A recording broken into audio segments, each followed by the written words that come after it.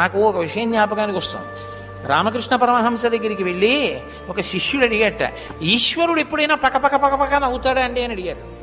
అడిగితే రామకృష్ణ పరమహంస అన్నారు, అసలు ఈశ్వరుడు చేసేదే ఆ పని, ఎప్పుడూ పకపక నవ్వుతూనే ఉంటాడన్నారు. అంటే అయ్యో ఎందుకండి అలా పకపక ఎప్పుడూ నవ్వుతూ ఉండడం అని అడిగారు.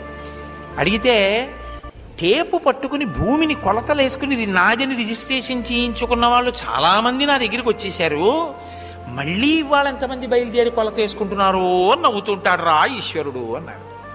నిజం కదండి. పేరెంట్ డీడ్ ఎంతమందికి మారిందో, ఎవడిది ఆఖరికి? ఇది ఈశ్వరుడిది.